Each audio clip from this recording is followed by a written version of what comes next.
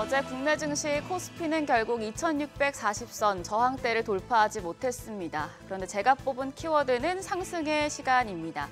어제장을 말하는 게 아니라 골드만삭스에서 어제 내놓은 보고서 제목입니다.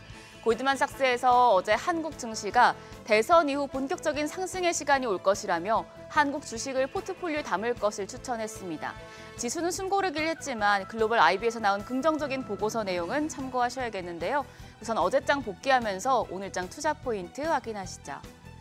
뚜렷한 재료가 없었던 가운데 지수는 엇갈렸습니다. 코스피 확실히 2640선에서는 밀리는 모습입니다. 0.3% 가까이 하락했고 반면 코스닥은 0.3% 올랐습니다. 다만 코스닥 1000개가 넘는 종목이 하락해서 일부 종목의 상승세가 집중된 모습이었습니다. 수급적으로는 유가증권 시장에서 메이저 수급 주체가 팔자세로 돌아섰습니다. 외국인이 800억 원 가까이 순매도했는데 삼성전자를 2,700억 원 넘게 집중적으로 팔아냈기 때문에 매도세가 전반적으로 그렇게 크진 않았다고 볼 수 있겠습니다. 그리고 기관 200억 원 가까운 매도 우위 기록했고요. 개인만 홀로 500억 원 넘게 순매수했습니다.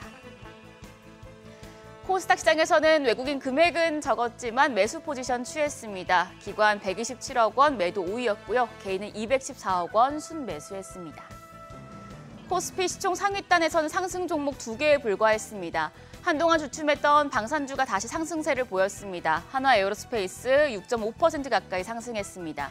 트럼프 미국 대통령이 러시아에 대한 추가 제재를 검토하고 있어서 방산주 관심이 다시 커지는 상황이고요.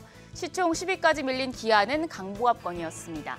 그 외 나머지 종목들은 전 거래 상승 이후에 조정을 받는 모습이었는데요. 삼성전자는 외국인 매도세에 1.46% 조정을 받았습니다. 코스닥 시총 상위단에서는 제약 바이오주가 강했습니다. 오는 30일부터 열리는 미국 임상종양학회를 앞두고 제약 바이오주 투심이 전반적으로 개선됐습니다. 그러면서 순위 변동이 나타났는데요. 펩트론이 1.32% 상승하면서 에코프로를 제치고 시총 4위, ABL 바이오가 22.5% 시세 분출하면서 시총 10위에 자리했습니다. 더불어 알테오젠과 HLB, 파마리서치, 리가켄바이오까지 모두 상승했습니다. 환율은 올랐습니다. 정기장 마감 시간 달러 기준 5원 10전 올라 1,369원 50전에 거래를 마쳤습니다. 이후에 환율 야간 거래에선 상승폭을 더 키웠습니다. 최근 연일 하락세를 보이던 달러 인덱스가 강세로 돌아섰는데요. 미국의 소비자 신뢰지수가 개선됐고 일부 재무성이 초장기물 발행을 조정할 수 있다는 전망에 간접적으로 달러 강세에 힘을 싣는 모습이었습니다. 역외 환율은 1,375원 80전입니다. 오늘 외환시장 강하게 문을 열겠습니다. 골드만삭스 전망처럼 6월엔 상승의 시간이 될까요? 증권가에서 6월 증시 전망 보고서들이 속속 나오고 있는데요.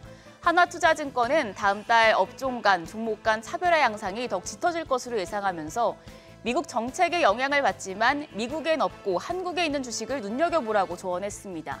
지금 트럼프 미국 대통령이 대선 공약으로 내걸었던 정책 추진 속도를 높이기 위해서 여러 행정명령에 서명을 하고 있죠. 그리고 이 행정명령 법안에 주식시장에 반영되는 속도가 점점 빨라지고 있습니다. 2022년 IRA와 반도체법 통과로 국내 주식시장에선 2023년에 배터리, 그리고 2024년 반도체 주도주로 연결된 경험이 있었는데요. 이제 주목할 건 산업재입니다. 우리나라 조선업종이 주목받았던 건 미국에는 조선이 없는 산업이었기 때문이라고 설명을 했는데요. 원전도 비슷한 맥락으로 보면 원전 기업들이 주로 속한 중전기 장비 쪽에 한국 기업들이 수혜를 볼 수 있다는 설명입니다. 하나투자증권은 행정명령과 연관된 섹터에 주목하되 삼성전자와 2차전지, 자동차는 환율과 실적, 이벤트들이 아직 우호적이지 않다며 이들 비중을 한 달 더 축소해도 될 것 같다고 전했습니다. 일정입니다. 업계 최대 행사인 비트코인 컨퍼런스가 미국에서 열리고 있고요. 국내에서는 국제해양방위산업전이 개최되는데요. 가상자산과 해양 방산 쪽에 추가적인 모멘텀이 될 수 있을지 주목됩니다. 한편 어제 시간의 거래에서는 일부 2차전지 관련주가 상승했습니다. 삼성 SDI와 LG에너지솔루션이 미국 공장에 전기차용 리튬 인산철, LFP 배터리 생산 라인을 설치한다는 소식에 영향을 받았습니다. 오늘 관련주들 반등 흐름 보여줄지 지켜보시죠. 그럼 넥스트레이드 프리마켓 상황 확인하겠습니다. 간밤 뉴욕 증시 이틀 묵은 트럼프 대통령의 유럽연합 관세 유예 소식을 반영하면서 급등했습니다.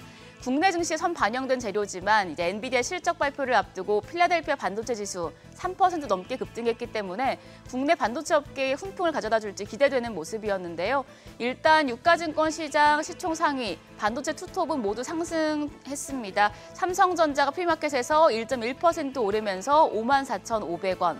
SK하이닉스도 1.73% 강세입니다. 현재 거래가 20만 6천 원이고요. 삼성 바이오로직스가 0.49% 반등, LG에너지솔루션도 1.1% 오름세입니다. 거래가 27만 5,500원 나타내고 있고요.